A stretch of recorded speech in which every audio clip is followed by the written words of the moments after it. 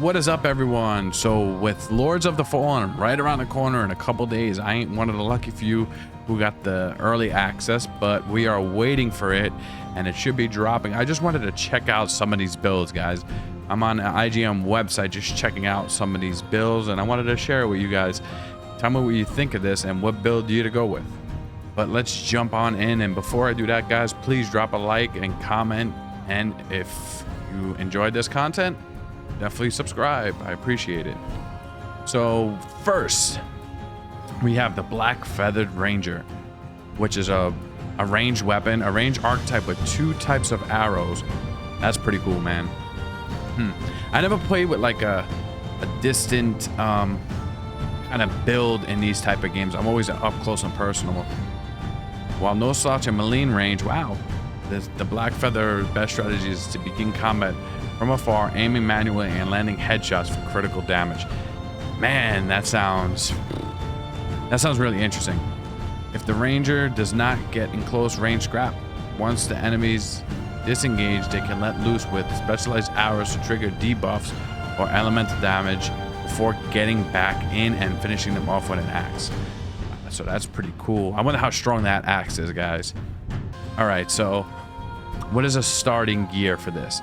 Starting gear: axe, bow, oak arrows, poison arrows, light shield, which I never really use a shield in these games, which I should. I never do. Medium armor. Kind of off topic, guys. The first game I played, I of course played a stream build. All right, back to it. Stats to focus: agility. So you would be dumping a lot into agility. Is a primary stat for the ranger, as synergies with the bow's damage as such. All right. What is this? There's little need to scale into elemental magic as the arrows have elemental types. Wow. Raising vitality for each extra HP is always a fine idea, especially early game. Wow, that's pretty good. That might be on my list for one I would try a ranger build. I always say this, and then I always go for like a strength or a warrior build, something along those lines. Let's see what number 2 is. A condemned. I seen this guy. All right.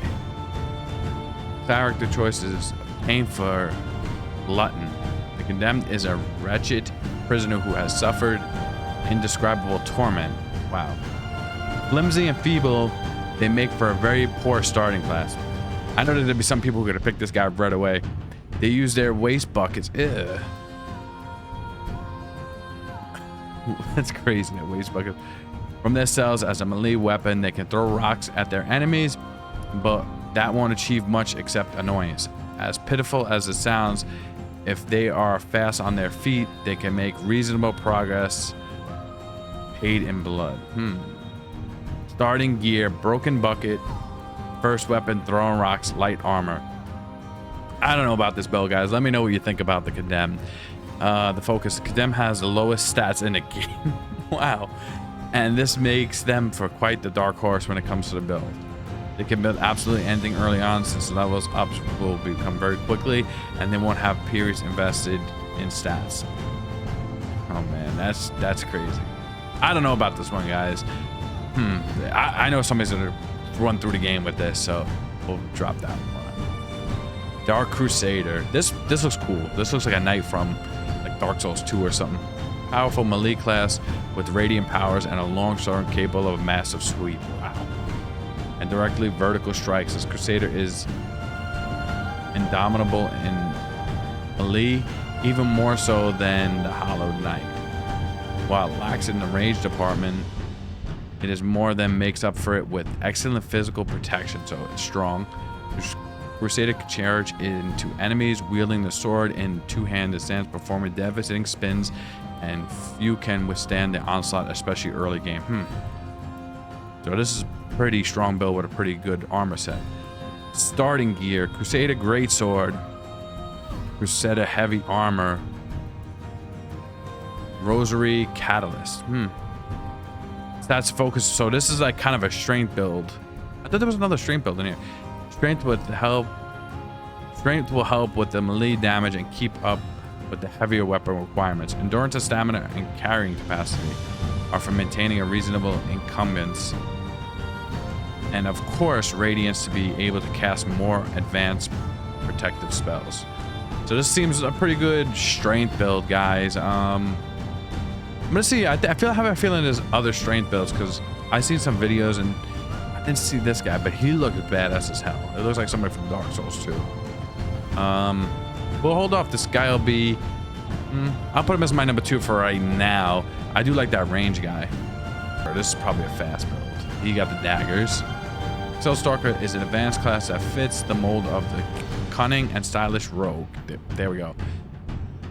This class yields twin daggers and is best described as a dervish of death, getting in, chaining his hits, and disengaging in a flash, only to re-engage half a second later is their specialty. Pretty cool. Probably very high in stamina. And also poison weapons. Wow. Like an assassin, this is an advanced class. It requires a lot of precision. This is probably low health and high stamina. Mastery of terrain and as such. It is not recommended for beginners. Okay. I don't know about this class. I would think about that. Starting gear: 2 daggers, medium stalker armor, throwing daggers, poison souls, which is pretty good. Agility and endurance, obviously, to boost stamina and dagger damage, so you can inflict as much damage as possible before being forced to disengage. This class does not do a lot of posture damage, which means it is not careful, they will end up trading hits with enemies, increasing HP at the early levels. Never a bad idea. This one I'm kind of interested in, guys. Let me know what you think. I always want to know everybody's opinion. Let's jump to the next one. Hallowed Knight. Now, what's this guy's story? The Hallowed Knight is the classic sword and board archetype. Okay, so it's like a sword and shield guy, who is very versatile with a fast rate attack, while also having a fairly good armor. Despite how heavy the armor looks, the class is medium encumbered, allowing for decent dashes and rolls. This might be pretty interesting for a strength build, open to spell casting from the onset.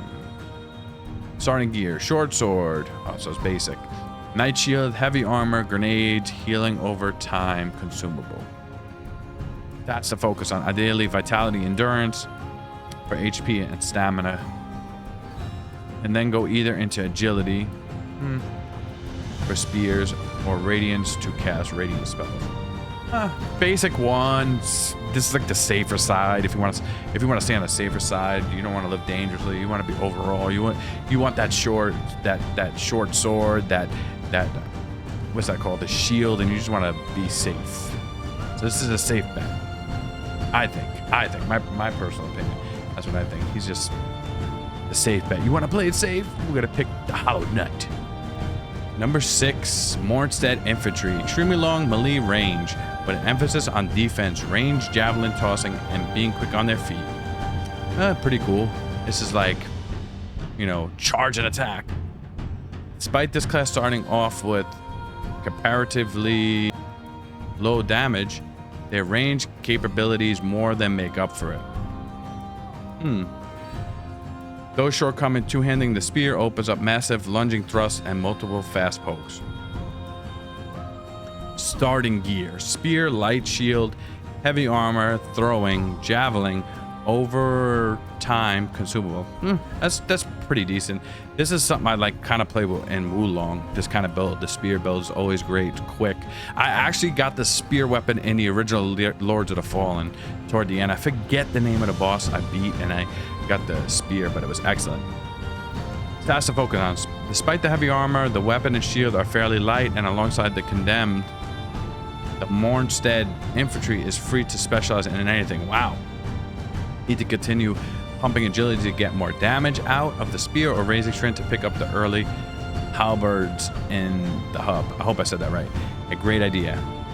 Magic can also be easily be embraced, since this class has decent melee and great range. Pretty cool. I wish you could kind of throw the spear, but that would kind of not work, because you would lose it or not get it back. I don't know how that would work, but that'd be pretty cool.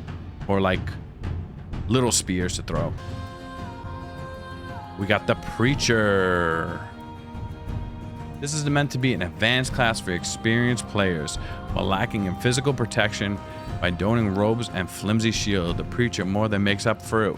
The tremendous hat, the hammer is... What? Oh, he got a hammer? Weighty and impactful, breaking the will and posture of the heretics. And the starting healing spell grants the preacher unparalleled sustain. Pretty cool. I didn't even catch the hammer right away. Not that they need it. Their faith alone will see them through these trials and tribulations.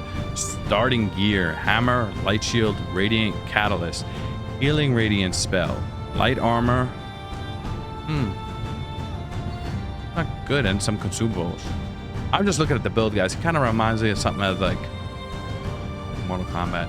I'm not too thrilled with this build. I don't know. Didn't catch my radiance as #1 priority. Not only does it boost in damage of the radiant spells, but also increases mana. It's like a magic build. Vitality and strength come next in terms of importance. Both improve the preacher's survival in melee, since the radiant spells are less about destructive power and lean more toward buffs and support.